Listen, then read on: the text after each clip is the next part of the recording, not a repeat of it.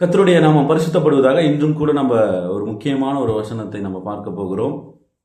எல்லாருக்கும் ஒரு கேள்வி இருக்கும், எதற்காக எனக்கு இவ்வளோ பிரச்சனை, எதற்கு எனக்கு மட்டும் இவ்வளோ எதிரிங்க வராங்க, நான் ஆண்டவரை ஜெபிக்கிறேன், ஆண்டவருக்காக நான் ஃபாஸ்டிங் ப்ரேயர் போடுறேன், ஆண்டவருடைய வசனத்துக்கு கீழ்ப்படுகிறேன், ஆண்டவர் சொல்கிறது தான் செய்கிறேன், ஆனால் எனக்கு மட்டும் என்னை சுற்றி எதிரிகள் இருந்துக்கிட்டே இருக்கிறாங்களே, ஏன்னே எனக்கு தெரியலையே. இது அநேகருக்கு ஒரு கேள்வி இருக்கும்.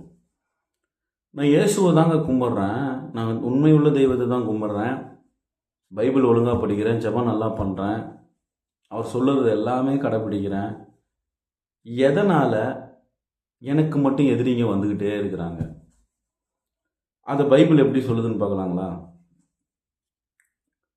கர்த்தர் யாத்திராகம புஸ்தகம் 14ஆம் அதிகாரம் 17ஆம் வசனம் இப்படியாக சொல்லுகிறது, எகிப்தியர் உங்களை பின்தொடர்ந்து வரும்படி நான் அவர்கள் இருதயத்தை கடினப்படுத்தி பார்வோனாலும் அவன் ரதங்கள் குதிரை வீரர்கள் முதலாகிய அவனுடைய எல்லா இராணுவத்தாலும் மகிமைப்படுவேன். இதுக்காக தான் ஃப்ரெண்ட்ஸ் ஆண்டவர் நமக்கு எதிரிகளை அலோ பண்ணுறார். நம்ம வாழ்க்கையில் ஏன் தேவன் எதிரிகளை நம் வாழ்க்கையில் அனுப்புகிறார் இல்லை அலோ பண்ணுறார் நம்ம வாழ்க்கையிலனா, தேவன் நம்ம வாழ்க்கையில் மகிமை பண்ணும், அவங்க முன்னாடி நம்ம மூலியமா அவருடைய நாமம் மகிமை பண்ணும். இதுக்காக தான் ஆண்டவர் எதிரிகளை நம்மளுடைய வாழ்க்கையில் அலோவ் பண்ணுறார். இங்கே பார்த்தீங்கன்னா எகிப்திய தேசத்தில் 400 வருஷம் அடிமையாக இருக்கிறாங்க. எப்படி அடிமையாக போனாங்க? யோசேப்பு தன்னுடைய அப்பா சகோதரர்கள் எல்லாத்தையும் விட்டுட்டு தன்னுடைய சொந்த சகோதரர்கள் குழியில் தூக்கி போடுறாங்க. அந்த குழியில் தூக்கி போட்டது நிமித்தம் அவன் எங்கே வரான்? எகிப்துக்கு வரான் அடிமையா. அந்த எகிப்தில் அவன் ஆண்டவர் அவனை உயர்த்தி வைக்கிறாரு. அவன் கொஞ்சத்தில் உண்மையாக தான் கர்த்தர் அவன் அநேகத்துக்கு அதிபதியாக வைத்து அவனால தான் இந்த இஸ்ரவேல் சந்ததியே காக்கப்படுது. காரணம் ஏன்னா, யோசேப்பு எகிப்தில் ராஜா ஆனதுக்கு அப்புறம் ஒரு மிகப்பெரிய பஞ்சம் வருது. எங்கேயுமே சாப்பாடு இல்லை, எகிப்தில் மட்டும்தான் இருக்குது. ஏன்னா யோசேப்புக்கு முன்னாடியே தேவன் அதை வெளிப்படுத்தியிருந்தார். கனவுக்கு வியாக்கியானம் பண்ணுகிற அந்த வரத்தை ஆண்டவர் கொடுத்திருந்தார். அதனாலே பஞ்சம் வருகிறது முன்கூட்டியே தெரிஞ்சு அந்த பஞ்சத்திலிருந்து காப்பாற்றுகிற ஒரு அதிபதியாக பார்வோன் அவனை வைத்திருந்தார். அப்போ அந்த இடத்துல அவன் ஒரு அதிகாரியா இருக்கிறதுனால தான் பஞ்சகாலம் வரும்போது தன்னுடைய இனமாகிய எபிரேயர், அந்த காலத்தில் எபிரேயர்கள் என்று அழைக்கப்பட்ட இந்த யாக்கோபோட வம்சம் காக்கப்பட்டுச்சு. இஸ்ரவேல் கோத்திரம் யாரால காக்கப்படுது? இந்த யோசேப்பால காக்கப்படுது. அந்த காலகட்டத்தில் பஞ்சத்தில் இவங்க உள்ள வராங்க, அங்கேயே அடிமைகளாக மாறாங்க. அப்போ அடிமைகளாக இருந்தவங்களை கர்த்தர் விடுவிக்கிறார். எப்படி விடுவிக்கிறாரு? மோசேயை அனுப்பி தன்னுடைய வார்த்தைகளை நிறைவேற்றி 10 வாதைகளை கொடுத்து இந்த இஸ்ரவேல் மக்களை எகிப்து அடிமைத்தனத்திலிருந்து பார்வோன் கையிலிருந்து விடுவித்து ஆண்டவர் கொண்டு வராரு. ஆனாலும் பார்வோன் பின்தொடர்றதுக்கு காரணமே ஆண்டவர் தான். ஏன்னா இங்க மோசேக்கும் பார்வோனுக்கும் சண்டை கிடையாது, இல்லை எகிப்தியருக்கும் இல்லை இந்த எபிரேயர்களுக்கும் சண்டை கிடையாது. இங்க சண்டையே யாருக்குன்னா, அவன் 10 கடவுளை கும்பிட்றான். வானத்தை, நிலத்தை, பயிரை, தண்ணிய, தலைச்ச பிள்ளைகளை கடவுளாக கும்பிட்றாங்க. 10 கடவுள் அவன் சொல்றான். எங்க 10 கடவுள் தான் பெரிய கடவுளுங்கிறான். இங்க யாரு? ஒரே ஒரு கடவுள், யாவே. நம்ம பிதாவாகிய தேவனுக்கும் அந்த 10 கடவுளுக்கும் தான் அங்க சண்டை. இப்ப மோசேவை தான் வாயை மட்டும்தான் அசைக்க சொல்றாரு, பேசதான் சொல்றாரு. ஆண்டவர் அங்க கிரியேஸ். அப்ப நிக்கிறது மட்டும்தான் நம்ம வேலை. மோசே போய் ஆண்டவர் சொல்றத சொல்லணும், அவ்வளவுதான். அதுதான் அவனோட வேலை. அங்க அவன் சொன்னா போதும், கர்த்தர் அற்புதத்தை அடையாளங்களை செய்ய அவர் உண்மை உள்ளவராக இருக்கிறார். சில நேரங்களில் நாம சும்மா இருந்தா போதும், கர்த்தர் நமக்காக யுத்தத்தை செய்வார். இதே அதிகாரத்துல யாத்திராகம் 14:14 பாருங்க, கர்த்தர் உங்களுக்காக யுத்தம் பண்ணுவார், நீங்கள் சும்மா இருப்பீர்கள். கர்த்தர் உங்களுக்காக யுத்தம் செய்வார். யுத்தம் கர்த்தருடையது. நிக்க வேண்டியது ரெப்ரசன்ட் பண்றது நம்மளோட வேலை. யுத்தத்துல நிக்கணும், அது உண்மை. ஆனா யுத்தத்துல வெற்றி கொடுக்கிறவர் கர்த்தர். அப்போ தேவன் ஏன் இவ்வளோ நமக்கு எதிரிகளை எழுப்புகிறார் என்றா, அங்க ஆல்ரெடி அடிமைத்தனத்திலிருந்து விடுதலை ஆகி வந்துட்டாங்க. விடுதலை ஆகி வந்தவங்களாம் அவன் விடணுமா விடக்கூடாதா?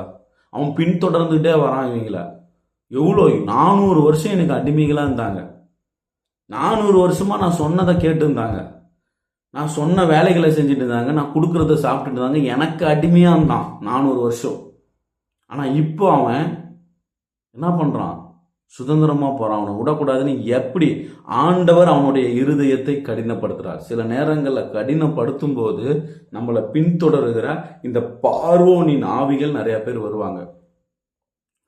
சில நேரம் நம்ம குடும்பத்திலே வருவாங்க, சில நேரம் நம்மளை குடும்பத்திலேயே நம்மளை அசிங்கப்படுத்துவாங்க, சில நேரங்களில் நம்ம குடும்பத்தில் இருக்கிறவர்களே நம்மளை பின்தொடருவாங்க, சில நேரங்களில் வெளியிலிருந்து ஆட்கள் நம்மளை பின்தொடருவாங்க. எதுக்கு? நம்ம மேலே கண்ணாவே இருப்பாங்க, நம்மளுக்கு தீங்கு நினச்சிக்கிட்டே இருப்பாங்க, நம்மளுக்கு எதிராக எழும்பிக் கொண்டே இருப்பாங்க. காரணம் ஒன்றே ஒன்று நீங்கள் தெரிஞ்சுக்கணும், கர்த்தர் அதை அலோவ் பண்ணுறார். காரணம் ஏன்னா நம்ம கூட ஆண்டவர் இருக்கிறார் என்று அவர் நிரூபிக்க வேண்டும். நாம் ஆராதிக்கிற கர்த்தர் உண்மை உள்ளவர் என்று நம்ம மூலியமா அவங்க அறிந்து கொள்ள வேண்டும்.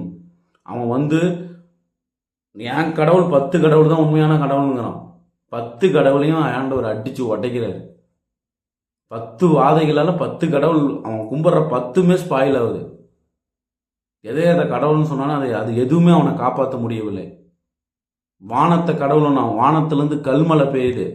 அந்த வானத்தை கடவுளாக கும்பிடாம அந்த வானத்தால கல்மலையை அடைக்க முடியல. பயிர்களை கடவுளாக கும்பிட்டான், அந்த பயிர்கள் எல்லாம் வெட்டுக்கிளிகள் சாப்பிடுது. அவங்க பயிர் கடவுளாக கும்பிட்டு அவனை காப்பாற்றவில்லை. நதியை கடவுளாக கும்பிட்டான், அந்த நைல் நதி ஃபுல்லா ரத்தமா மாறிடுச்சு. தலைச்சம் பிள்ளைகள், அதாவது வீட்டில் ஃபர்ஸ்ட் பிள்ளைய தான் கடவுளாக கும்பிடுவாங்க. எப்படி? இந்த எகிப்து தேசத்துல இப்ப பார்வோனை தான் கடவுளாக கும்பிடுவாங்க, ராஜாவை தான் கடவுளாக கும்பிடுவாங்க. அடுத்த இங்கே ராஜாவோட பையன், மூத்த பையன் யாரும் அவன் தான் அடுத்த ராஜா, அவனை கடவுளாக மாற்றுவாங்க.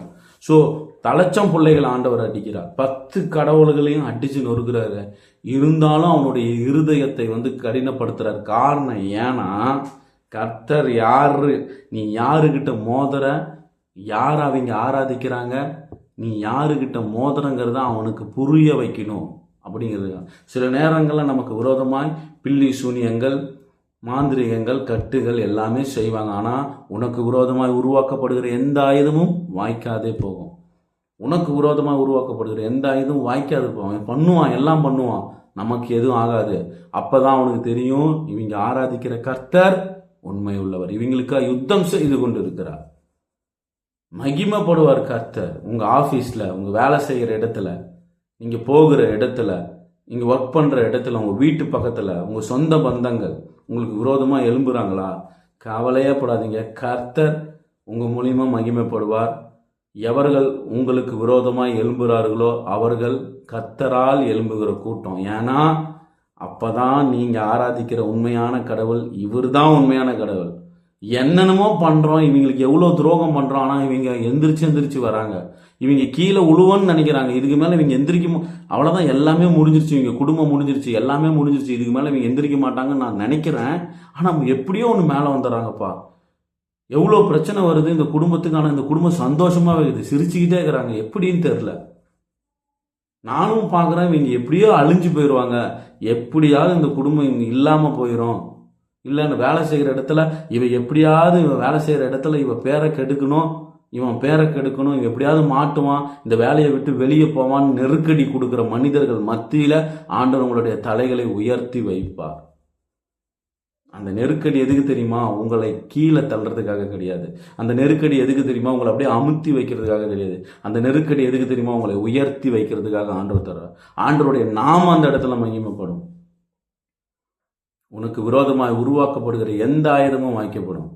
ஒரு வழியாய் வருகிற சத்துரு 7 வழியாய் சிதறடிக்கப்படுவான். கர்த்தர் உங்களுக்காக யுத்தம் செய்து கொண்டிருக்கிறார். ஒருவேளை சூழ்நிலை ரொம்ப மோசமா இருக்கலாம், சூழ்நிலை ஒரு வேளை ரொம்ப கடினமாகலாம், முன்னாடி பிரச்சனை பின்னாடி பிரச்சனை, என்ன செய்ய போறோன்னு தெரில. நேரம் வரும்போது செங்கடல் உங்களுக்கு பிளக்கும். நேரம் வரும்போது ஆண்டவர் உங்க மூலியமா மகிமைப்படுவார். எவர்கள் உங்களை கேவலமாக பேசினார்களோ, எவர்கள் அவமானமாக பார்த்தாங்களோ, யார் உங்களை அழிக்க நினைக்கிறாங்களோ அவங்களுக்கு நீங்கள் தான் சாப்பாடு போடுவீங்க. யார் உங்களை அழிக்க நினைக்கிறாங்களோ அவர்கள் முன்னாடி கர்த்தர் உங்களை உயர்த்தி வைப்பார். அவருடைய நாமம் மகிமைப்படும். அவங்க வாயிலே சொல்லுவாங்க, இவங்க கும்பிடுற தெய்வம் தான் இவங்களை காப்பாதுன்னு. கர்த்தர் உங்களோடு இருக்கிறார். அந்த மகிமைக்கு தான் ஆண்டவர் அநேக காரியங்களை நம்ம வாழ்க்கையில் தருகிறார். போராட்டங்கள், பிரச்சனைகள் நம்மளை அழிக்கிறதுக்காக கிடையாது. கர்த்தர் நம்ம மூலியமா புறஜாதிகள் மத்தியில் மகிமைப்பட வேண்டும். எவ்வளோ இந்த பிரச்சனை யாருக்காவது வந்திருந்தா இவங்க எந்திரிச்சிக்கவே மாட்டாங்க. இந்த போராட்டம் வேற எந்த ஒருத்தருக்காக வந்திருந்தா இன்னைக்கு உயிரோடு இருந்திருக்க மாட்டாங்க. இந்த குடும்பத்துக்கு வந்த பிரச்சனை, இந்த குடும்பத்துக்கு வந்த போராட்டம் வேற ஏதாவது ஒரு குடும்பத்துக்கு வந்திருந்தா இன்னைக்கு இந்த குடும்பம் இருந்திருக்காது. ஆனால் இவங்க இந்த இயேசுவை கும்பிட்டாங்க பார்த்தீங்களா, அதனால தான் இன்னைக்கு இவங்க உயிரோடு இருக்கிறாங்க. இவங்க கும்பிட்ற இயேசு தான் இவங்களை பாதுகாக்கிறது. இந்த பேர், இந்த மகிமை ஆண்டவருக்கு கிடைக்கணுங்கிறதுக்காக தான் சில எதிரிகளை, சில மனிதர்களை நமக்கு விரோதமாய் ஆண்டவர் அவருடைய இருதயத்தை கடினப்படுத்துகிறார். கர்த்தர் மகிமை பண்ணுங்க உங்கள் வாழ்க்கையில். கவலைப்படாதீங்க. எவ்வளோ எதிர்க்கிறாங்க. உன் பக்கத்தில் 1000 பேரும், உன் வலதுபுறத்தில் 10,000 பேரும், அது உன்னை அணுகாது. ஆனால் உன் பக்கத்தில் 1000 பேர் இருப்பான், உன் வலதுபுறத்தில் 16 பேர் உனக்கு விரோதமாக எந்திரிப்பான். அது உன்னை அணுகாது. அவர்கள் முன்னாடி நான் உங்கள் தலையை உயர்த்துவேன். அவங்களுக்கு முன்பாடி உங்களுடைய தலைகளை நான் வெட்கப்பட மாட்டேன், அவமானப்படுத்த மாட்டேன். பாராட்டம் வரும், பிரச்சனை வரும், துரத்துவாங்க, பின்தொடருவான், எல்லாம் பண்ணுவான். நான் தான் அவனை அனுமதிக்கிறேன், நான் தான் உன்னை பின்தொடர வைக்கிறேன், நான் தான் உனக்கு பின்னாடியே வர வைக்கிறேன். காரணம் ஏன் தெரியுமா? அவனுடைய அறிவை நம்பி வரான். அவன் அநேக சிருஷ்டிகை, அதாவது கிரியேஷனை வந்து கடவுளாக கும்பிட்டுக்கிட்டு அது கடவுள் இது கடவுள்னு சொல்லிட்டு உன்னை அழிக்கும்னு நினைக்கிறான். ஆனால் வானத்தையும் பூமியும் படைத்த கிரியேட்டரை கும்பிட்ற நீ, கிரியேஷனை கிடையாது, கிரியேட்டரை நீங்கள் கும்பிட்றீங்க. அவர் யாருங்கிறது நிரூபிக்கிற நேரம் வந்து விட்டது. உங்கள் வாழ்க்கையில் ஒரு நேரம் வரும், செங்கடல் 2 பிளக்கும், உங்கள் முன்னாடி இருக்கிற பிரச்சனைகள் அப்படியே பிறக்கும். எல்லாரும் பார்த்துட்டு பாங்க, இவன் அவ்வளோதான், இவன் முடிஞ்சிட்டான், இதுக்கு மேலே இவன் அவ்வளோதான்.